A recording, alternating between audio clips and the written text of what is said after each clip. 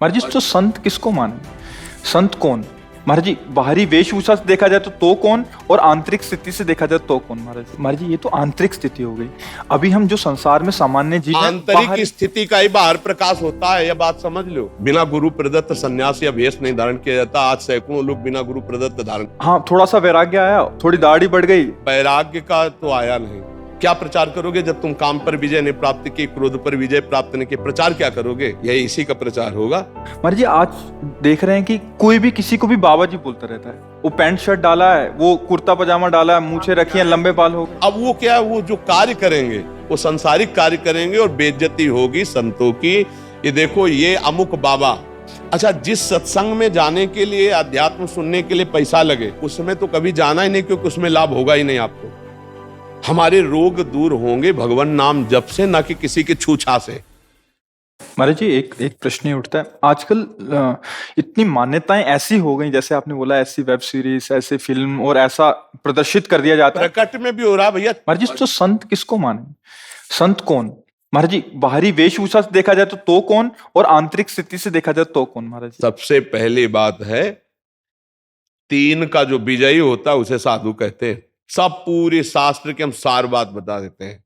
जो शास्त्रीय भाषा में कहते हैं पुत्रैषणा, वित्तैषणा और लोकैषणा, और शाब्दिक भाषा में कहते हैं कंचन, कामिनी और कीर्ति। जो काम पर विजय प्राप्त किए हैं और जो धन पर विजय प्राप्त किए हैं, धन पर विजय प्राप्त मतलब धन की आशा का त्याग किए हुए हैं, और जो मान कीर्ति की वृत्ति का त्याग किए हुए, उसे ही महात्मा कहते हैं, उसे ही महापुरुष कहते हैं। जो मदन, मद, मोह, मत्सर, इन पर विजय प्राप्त की। महाराज जी, ये तो आंतरिक स्थिति हो गई। अभी हम जो संसार में सामान्य जीव हैं, आंतरिक स्थिति का ही बाहर प्रकाश होता है, यह बात समझ लो। घर में दीपक जलेगा तो खिड़की से बाहर से रोशनी पता चल जाएगी, अंधेरा है कि प्रकाश है। व्यवहार में पता चल जाएगा। ड्रामेबाजी का व्यवहार अलग होता है, समझ रहे हो? अगर हम रुपया लेंगे ना तो तुम्हारे दिमाग नहीं बदल सकते, ध्यान रखना। और जिस दिन हम पैसा लेने लगेंगे उस दिन ये सब नहीं चलेगा जो आज देख रहे हो आप। ये आज इसीलिए है बिल्कुल प्योर शुद्ध काम, कोई भी मिलावट। हम आपको हलवा पूड़ी का प्रसाद नहीं दे सकते, हमारी क्षमता नहीं। हम आपको गुलाब जामुन का प्रसाद नहीं दे, हमारे यहाँ प्रसाद नहीं बटता कभी, क्योंकि है ही नहीं, तो बचे क्या? जो व्यवस्था है वो अपना किसी तरह उधर पोषण के, सब अपने धर्म से कार्य में लगे। महाराज जी, बाहरी वेश से, जैसे आपने बोला, एक तो मुंडन और एक ये, तो क्या ये किसी गुरु द्वारा ही प्रदत्त होता है? गुरु प्रदत्त, बिना गुरु प्रदत्त सन्यास या भेष नहीं धारण किया जाता। आज सैकड़ों लोग बिना गुरु प्रदत्त धारण। हाँ, थोड़ा सा वैराग्य आया, थोड़ी दाढ़ी बढ़ गई। वैराग्य का तो आया नहीं, तो नहीं तो गुरु शरण में होगा। थोड़ा सा प्रमाद आया, कायरता आई, और भेष परिवर्तन कर लिया। माल छानने को मिलेगा, पूजने को मिलेगा, रुपया मिलेगा, उन्हीं से नौटंकी नाटक होता है। और जब वैराग्य आता है तो फिर ये नहीं होता, फिर भगवत प्राप्ति की चाह होती है। और फिर जो ये वैभव होता है वो आखिरी बात होती है। जब सिद्ध हो गया, भगवत प्राप्त हो गया, काम हो गया, तो भगवान जगत मंगल में उतार देते हैं। ये प्रारंभ नहीं है, ये अंतिम होता है। आज प्रारंभ में क्या प्रचार करोगे जब तुम काम पर विजय नहीं प्राप्त की, क्रोध पर विजय प्राप्त नहीं की? प्रचार क्या करोगे? यही इसी का प्रचार होगा। रुपया होगा, प्रणाम होगा, नमस्कार होगा, भोग सामग्री, इसीलिए सबके दिमाग में भर गया। तो क्या होता है कि आजकल अर्थ की इतनी मांग हो रही, हर जगह अर्थ ही अर्थ है। सत्संग है तो अर्थ है, भागवत है तो अर्थ है, कोई प्रोग्राम है तो अर्थ है, मतलब जहां देखो अर्थ है। और अर्थ से भोग सामग्री, भोग सामग्री का भोक्ता वो कभी ज्ञानी नहीं हो सकता, वो कभी भगवान का प्रेमी नहीं हो सकता, वो कभी सच्चाई से नहीं चल सकता, जहां अर्थ की प्रधानता है। और अर्थ की प्रधानता, इसीलिए लोगों के दिमाग में बात बैठ गई है कि ये सब धंधा है, क्योंकि इसको धंधा बनाया जा रहा है। तो इसीलिए लोगों को ये लगता है कि ये सब फ्रॉडगिरी है। ये सब नहीं, भरोसो दृढ़ इन चरणन के रो। कभी भी संत महात्माओं ने अपने वचनों को नहीं बेचा है। ये जीवन की धरोहर है, कल जगत कल्याण के लिए कि बेचने के लिए है। महाराज जी, एक और प्रश्न है। ये तो हो गया एक। महाराज जी, आज देख रहे हैं कि कोई भी किसी को भी बाबा जी बोलता रहता है। वो पैंट शर्ट डाला है, वो कुर्ता पजामा डाला है, हाँ, मूछें रखी क्या हैं, है लंबे कि बाल हो गए। उनकी मर्यादाओं को तो जानते नहीं है। संत किसी के आगे भी लगा है। हमारे यहाँ दिखाई देता है, कभी पैंट शर्ट में होते हो, कभी पूरे संत भगवा ऐसे धारण किए होते।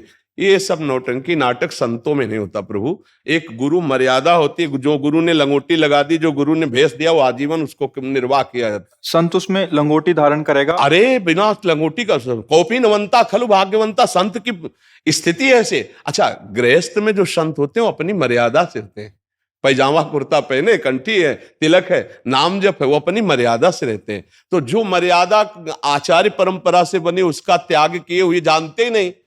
एक हितधाम में लाल कपड़ा पहने हुए थे, तो उन्होंने प्रश्न किया, तो जब उन पर दृष्टि गई तो स्थिति कुछ थी नहीं, तो हमने कहा प्रश्न बहुत ऊंचाई कर रहे हो, कहां से सन्यास लिया है? बोले कहीं से नहीं, अपने मन से पहन लिया। तो अब क्या होता है कि भेष बनाने में कोई ज्यादा देर तो लगती नहीं, नीचे लाल पहन लो, ऊपर लाल पहन लो, नीचे पीला पहन लो, ऊपर पीला पहन लो, जैसा मनावे वैसा तिलक लगा लो। कोई जानने वाला तो है नहीं कि आपके संप्रदाय का तिलक लगाएं, आप किस आचार्य से जुड़े हुए हैं। अब वो क्या है, वो जो कार्य करेंगे वो संसारिक कार्य करेंगे और बेइज्जती होगी संतों की। ये देखो, ये अमुक बाबा, अब वो पैजामा कुर्ता पहने अमुक संत। यार संत किसके आगे लगता है? आचार्य परंपरा से जुड़े हुए, वैराग्य दीक्षा लिए हुए, उनके आगे संत लगता था। भाई ऐसे आचार्य शास्त्री या ऐसे पदों से हम सम्मानित सबको किया गया, लेकिन संत शब्द लगा है आचार्य परंपरा से जो संत हैं। आज पैजामा कुर्ता पहने संत, पैंट शर्ट पहने संत, उल्टा सीधा बोल रहे हैं, बोले संत। अब लोगों की क्या समझ में आ गया? ये सब नौटंकी नाटक। ऐसा नहीं है, संत हैं, भगवान का मार्ग है, सच्चा भगवान का मार्ग है, पर वो बिना भगवान की कृपा के संतों का दर्शन या सानिध्य नहीं। मात संगस्तु दुर्लभो, भगवान की कृपा। और आज बहुतायत है, बहुतायत सच्ची मानिए ऐसी बहुतायत है कि जिसको जानना बड़ा कठिन। तो ये बात समझो कि अर्थ की प्रधानता, भोग की प्रधानता, मान सम्मान की प्रधानता, ये साधुता नहीं रहने देती, ये नाटक में उतार देती है। भगवान की कृपा से साधुता और संतों का मिलना बहुत कठिन है। आज जो संत हैं आप उन्हें पहचान भी नहीं सकते, ऐसे रह रहे हैं। ऐसे वृंदावन में, ब्रज में हजारों ऐसे संत हैं जिनको आप मानोगे ही नहीं कि संत हैं। साधारण कपड़ा पहने, कमंडल लिए, रोटी मांगे, खाए, छुप के भजन कर रहे हैं, कौन जान पा रहा है? तो अगर हम धन का महत्व रखेंगे, भोगों का महत्व रखेंगे, तो साधुता का मतलब क्या है? घर का एको त्यागा था। गोस्वामी जी ने दो प्रकार के संत बताए। एक संत बताए जो भोग ऐश्वर्य को भगवान के लिए त्याग कर भजन मार्ग में चलते हैं, और एक नारी मुरी घर संपत्ति नासी मूड मुड़ाए भय सन्यासी, गोस्वामी जी ने लिखा है। बहुत कठिन है साधुता का मार्ग और बहुत कठिन है संतों का दर्शन। ये भी बात समझ लो, भगवान की कृपा है तो साधु समागम मिल रहा है, और जितने दिन है उतने दिन ही मिल रहा है। ये बाजार है, उठ जाएगी, ज्यादा दिन नहीं रहेगी। पकड़ना है तो पकड़ ले, तो गाड़ी छूट जाएगी। महाराज जी, दो शब्दों में एक अंतिम इसका करेंगे। महाराज जी, हमारी अश्रद्धा ना हो जाए, इस वाक्य को पकड़ के कोई सच्चे संत पे भी ऐसा आरोप या ऐसी भावना कर सकता है, उसके लिए एक साधारण जो भक्ति मार्ग से विलग भी है या जुड़ा है, वो कैसे निर्णय ले? देखो, संत की सबसे पहली पहचान है, हम जिसके पास बैठे तो पहला काम हमारे हृदय में शीतलता आने लगेगी या जलन पैदा होगी। दो काम होंगे। अगर आप पापाचरण किए हो तो आपके अंदर जलन पैदा हो जाएगी, लगेगा मैंने बहुत बुरा किया, अब नहीं करूंगा। उसके पास बैठते ही, उसके वचन सुनते ही आपके अंदर खलबली पैदा हो जाएगी, यार बहुत गलती हुई, अब कसम खाता हूं ऐसा नहीं करूं। दूसरी बात, अगर थोड़ा भी साधन भजन शुरू है तो आपको ऐसा लगेगा, मैं देख तो पहली बार रहा हूं लेकिन ऐसा लग रहा है मैं इनसे बहुत बार मिल चुका हूं। ऐसा लगता है कोई अपने हैं, ऐसा लगता है कि मेरे अपने हैं, वहां कोई संशय, कोई प्रश्नवाचक चिन्ह खड़ा ही नहीं हो सकता। जैसे सूर्य के सामने अंधेरा नहीं टिक सकता, ऐसे संत के सामने प्रश्नवाचक चिन्ह नहीं खड़ा हो सकता कि कोई छल है क्या, कोई कपट है क्या, ऐसा आएगा ही नहीं। उनको देखते ही तुम्हारे हृदय में एक अद्भुत प्रियता और गलत कर्मों के प्रति एक अलौकिक जलन शुरू हो जाएगी, और आप निश्चित गलत कार्यों को छोड़ देंगे और अच्छे कार्य करने लगेंगे। ये सहज पहचान है। बकाया सोई जाने जे देह जलाई, वो संत अपने को जना दे या भगवान जला दे तो ही, नहीं तो कैसे जला जा सकता है।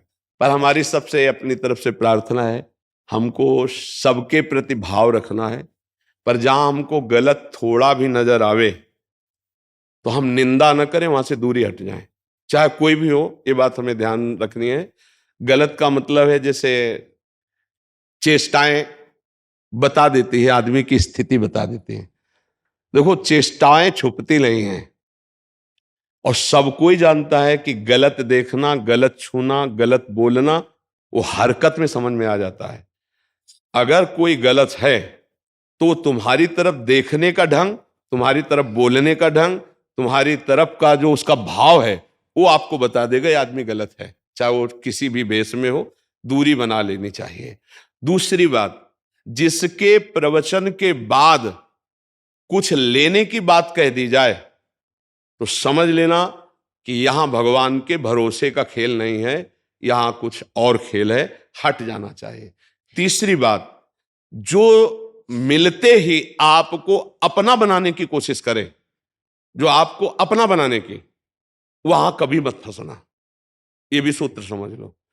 आप मिले, आपको इतना प्यार, इतनी क्यों आप उनकी मुट्ठी में आ जाएं, बिल्कुल नहीं आना, दूर हटके रहना। ये पक्का समझ लेना, संत कभी अपेक्षा नहीं रखते, वो निरपेक्ष रहते हैं। आप उनके जितने प्यार में झुकेंगे वो उतने ही आपसे निरपेक्ष होते चले जाएंगे। संत की पहचान होती है। अगर वो लौट करके आपकी तरफ प्यार दृष्टि से देख लिए तो आप निहाल हो जाओगे, जो निरपेक्ष संत है। और जो आपको पहली बार में ही आकर्षित करके अपना बनाने की कोशिश करे तो ये समझ लेना चाहिए कि यहां निरपेक्षता नहीं है तो भगवान का भरोसा नहीं। ये कुछ हमसे चाह रहे हैं, और जो हमसे चाह रहे हैं तो हमारी चाह पूर्ति इनसे हो ही नहीं सकती।